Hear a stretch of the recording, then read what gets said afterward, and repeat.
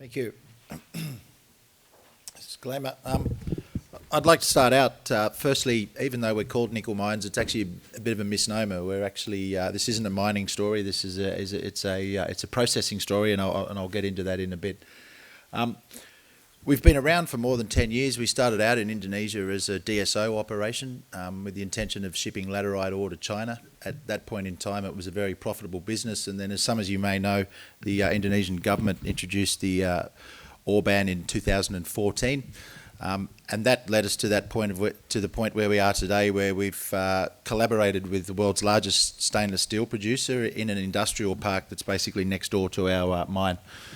So as I said, we've been around for 10 years. We only recently listed last year, August of last year. We went out to raise 125 million Australian.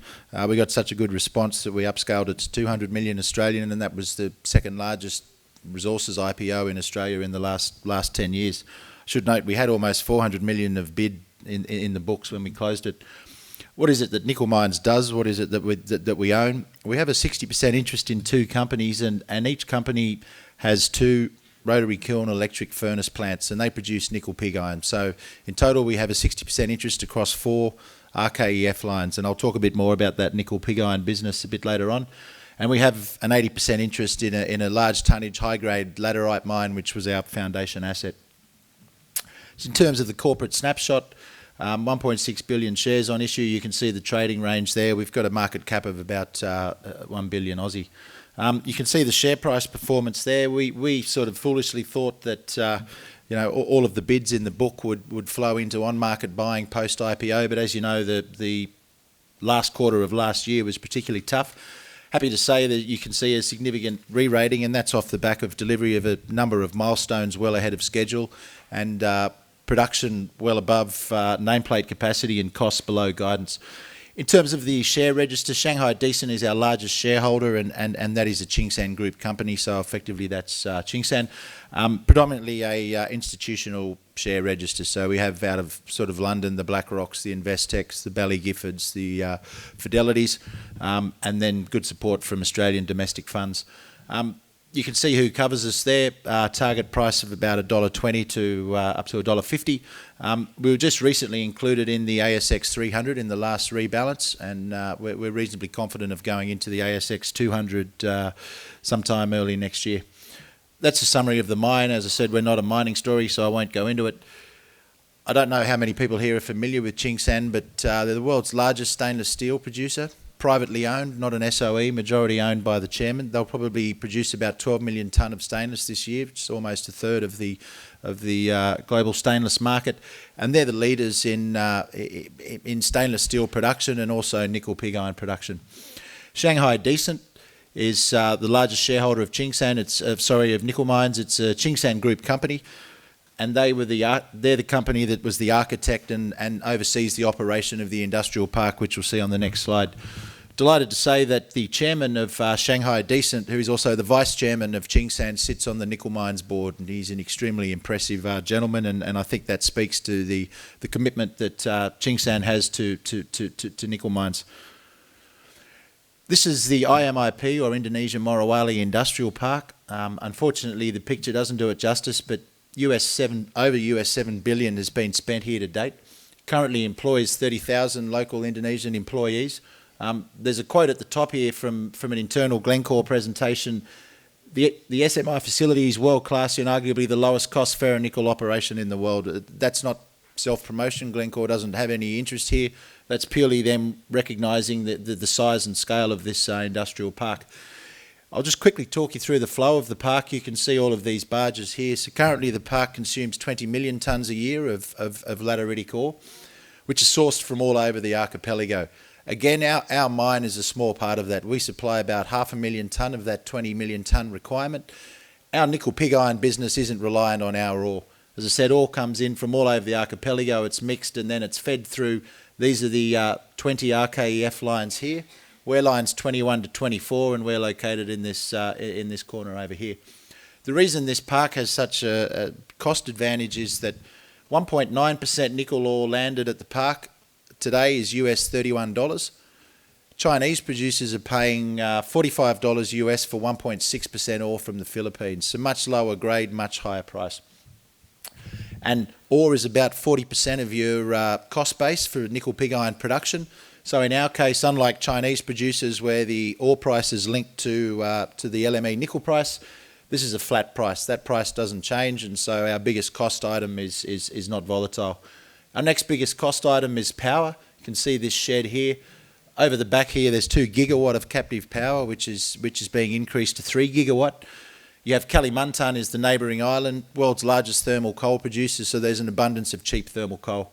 Our power costs in the park are less than 6 cents US a kilowatt hour, and you again compare that to Chinese or Western producers where power costs are sort of US 10 to 12 cents a kilowatt hour. This here is the stainless steel lines. It has up to 3.5 million tonnes of stainless capacity. Again, to give you some idea of scale, that's about 3 kilometres end to end. You may have heard recently press about high pressure acid leach plants, and they're being built over here. This is a 5-star 140-room hotel that they build in 9 months, basically because they can. But it really is a pretty impressive, as I said, world's largest fully vertically integrated stainless steel park. In these photos, this is just what sits under some of those roofs. This is one of 24 operating rotary kilns. Again, to give you an idea of scale, that's 100 metres in length. Control room, all electronic, all state-of-the-art. I mean, what's striking when you go there, for an operation of that size with 30,000 employees, there's no sense of panic or urgency or things being out of control. Electric furnace, that's nickel pig iron being tapped from one of our furnaces into a crucible. We have then flexibility in terms of where we sell that nickel pig iron. We can either cast it into ingots and sell it outside of the park, or it can go across the road into the stainless steel furnaces. And this is why Tsingshan has such a cost advantage here, is this hot charging of nickel pig iron directly into the furnace. Majority of that 3 million tonne product is stainless steel slab and hot rolled coil, and that goes to global markets around the world. So India, North America, a little bit to Europe, Taiwan, Korea, and some back into China.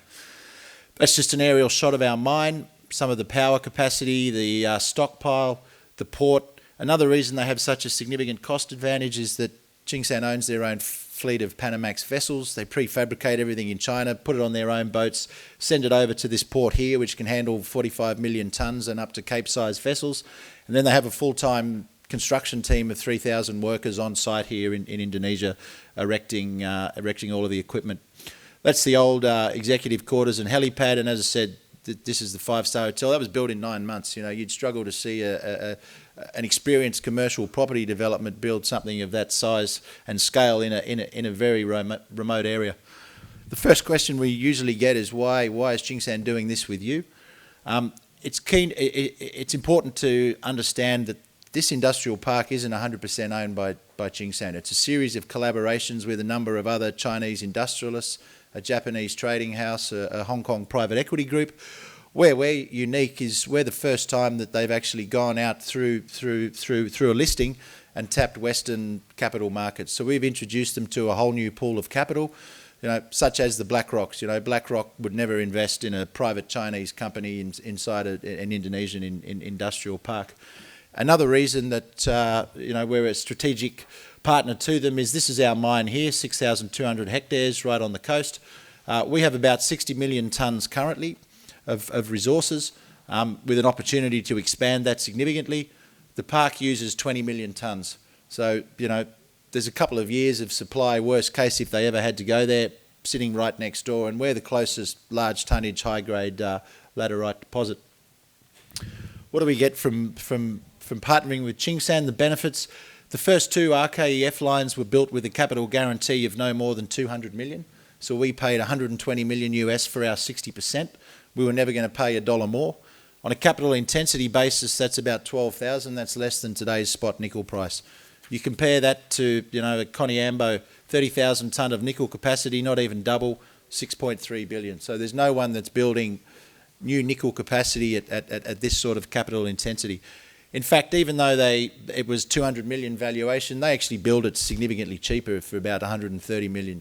Do we care that they're making a markup? No, that's good. There's no way we could build at that speed and that cost. And, the relationship benefits on both sides. So you've got lowest capital intensity. If you look here, this is where we're actually operating first quartile OPEX costs. So we're sitting at around 7,500 tonnes, $7,500 per tonne. Again, this is where the Chinese producers sit. They're up here around 12,000. Another Western sort of nickel producers and miners, particularly sulfide miners, have done a good job historically of painting nickel pig iron as a sort of ugly stepchild and, you know, sort of dirty and no money, when in fact nickel pig iron attracts much higher payabilities than concentrate producers and generally tracks quite closely to the LME nickel price, so you're almost getting full value for your nickel.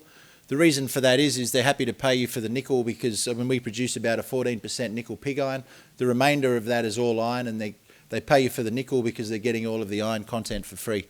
Concentrate producers typically get paid sort of 65 to 75% of the contained nickel in the concentrate that they produce. This, I think, speaks to the commitment of the Indonesian government. All 4 lines have a 7-year tax holiday, and then we have an additional 2 years at 12.5%, which is 50% of the nominal tax rate in Indonesia, which is 25%.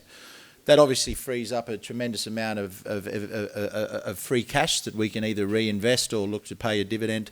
The other thing I'd note is, again, we're not a mining story. These lines have very minimal sustaining capex. You're talking a couple of $1 million every couple of years just to reline the kiln and the furnace. Again, unlike a mining company that has the pressure and the stress of having to continually convert resources to reserves because there's a finite mine life, and, you know, decision making being driven by geological conditions, you know, going deeper in a mine, development costs, exploration costs, all of those sort of things. So we're really more of an industrial company. In terms of where we sit today, this is the monthly production out of each company, so per 2 set of kilns. Our first kiln actually commissioned back in January, less than 12 months from breaking ground. And this is the first 2 kilns here.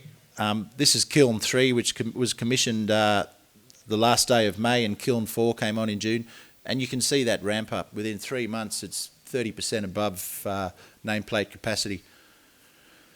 Last quarter, we did, on a 100% basis, 10,000 tonnes of nickel production, and EBITDA on a 100% basis was US 50 million. This quarter, that number will be even higher again. So, you know, these lines are already producing significant cash flow. In terms of why invest, one of the other unique things that we have that, again, you know, is uncommon.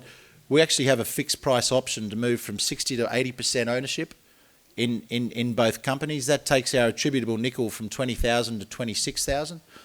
As I said, the price of that is 120 million, takes our EBITDA from 150 million to 204 million. That's a 2.3 times multiple. Again, you know, any other mining company can't simply write out a check and suddenly, you know, their production has gone up by 20% overnight. Finally, I'll just end on this slide here. The purpose of this is really to show we IPO'd a little over 12 months ago. All we had was a 25% interest in 2 RKEF lines that was a paddock of dirt in Indonesia, and our interest in the mine. 15 months on, we've got 4 kilns that are all up and operating at sort of 20 to 30% above nameplate capacity. The costs are below our guidance of 8,300. They're coming in at 7,500. As I said last quarter, that sort of cash flow profile, we expect that to continue. We've got the tax concessions, so at sort of 60 cents sort of share price with $1.20 to $1.50 price targets, we still think it's value buying. Thank you. Thank you.